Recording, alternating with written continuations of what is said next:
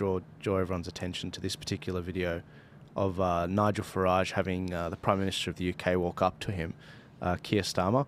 And a lot of people have sort of been slamming this and being like, this isn't good and this is terrible and politicians shouldn't get on together.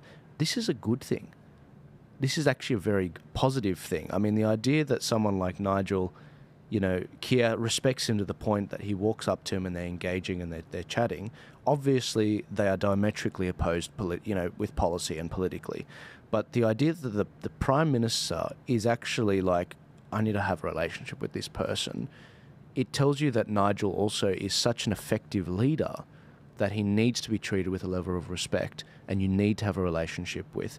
Someone that you 100%. Don't have a relationship with, it's like, well, you're irrelevant, you have zero power and whatever. But this is also the relationship that Nigel Farage also had with people in the European Parliament, people that he'd often debate with profusely. Yep. And this is a good thing to have that relationship with them, because I think that the fish rots from the head down. And if you have your political leaders not getting on well, I'm not talking about being in bed together. They should be politically pure to what they're running on and to what their voters want. But if they're getting on well, then you don't have a leaderless army running around. You have people that can be like, no, we're not barbarians. We can have it out and let the best arguments win and put it to the public, and whoever wins the popular vote, it's done. Yeah. I haven't seen that footage that you just showed there. Right. So that's the first time I've seen it. I don't think there's anything strange about that at all. I think that it should be applauded. I think it should be encouraged. I don't think there's anything sinister about all of that. What you've just shown me seemed like two experienced, mature men, leaders of their respective parties, conversing with one another and doing what I would have thought that the people in the UK would want of their leaders, which is wherever reasonably possible to be working together for the common good of the people of the UK, just as we want in Australia. I don't want, Joel, I imagine you will be the same with me, I don't want Albanese and Dutton to be fighting all the time, right? That's not good for Australia. We want them to be able to work together wherever reasonably possible.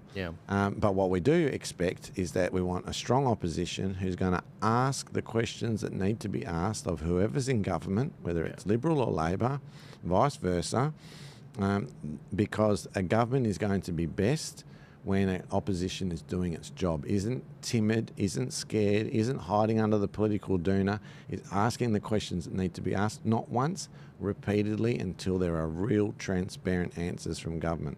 And if the Liberals are in power, then that responsibility shifts to the Labor Party. That's what they need to do. Now, they can do that in a forceful, robust, but respectful fashion, right? They don't have to tear each other apart every time. And again, remember what we were talking about earlier about the voice. One of the things that we despised about that particular expensive, unnecessary proposal by Mr. Albanese is it was going to permanently create division in Australia. We don't support that. We don't want division. No. So if those two chaps are having a chat to each other, and I don't even know what the circumstances might have been. Maybe there's been some good news in one person's family. Isn't it good if the other person can say great news about such and such, or happy birthday, or whatever it might have been? It's almost a bit disturbing if people are always seeing things like that through sinister eyes. No, absolutely. And that's the problem. After COVID, and that's another situation which divided families. Even today, we're about to go into Christmas and there are families that still haven't seen each other because of the COVID stuff. That's what, our country went through. But we see this situation with these parties. Yeah, we want them to be get on well, but be ideologically independent as well. I hope you enjoyed that particular clip. Remember to like, subscribe, share this video, get it out there. We've got to break the echo chamber. But also, if you're trying to get a hold of me a little bit more directly, I have actually a whole membership group of people on Buy Me a Coffee. It's kind of a overrated eyebrow club that I've formed. You guys know how much I love eyebrows. If you click the link in my description, or if you click the link in my bio, you will actually see a link to join the Buy Me a Coffee family that I'm building. I want to be able to share more with you guys as to what are my plans ahead of the election, what are my raw and uncensored predictions for the elections and the various bills going through the parliaments. But also, I want to hear from you guys. What are the big tools that you want to see to help you meander through the craziness that will be 2025? And what advice do you have for me? What do you think the biggest issues are?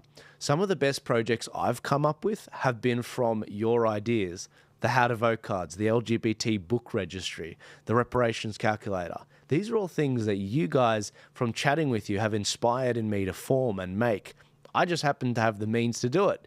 But I want to actually, be walking around with both eyes open as to what's going on in this country. And the best way to do that is through you. It's through family. And I think that's why they try to destroy the family unit in this country. If you want to join the club, click the link in my description, click the link in my bio, join the family. There's 3 different eyebrow tiers, bronze, silver, and gold. You don't have to go for the gold one. The bronze one is really good. We're going to be chatting monthly on a Zoom together. We're going to be chatting about what's going on in this country, and I'm going to be able to hear about what's going on in your lives, what you guys need, and where you see things going. And I can be a little bit more raw with you and let's just say swear a little bit more, which I really want to do. I'll see you guys later. God bless you. Thank you again for your support, and I'll see you in 2025.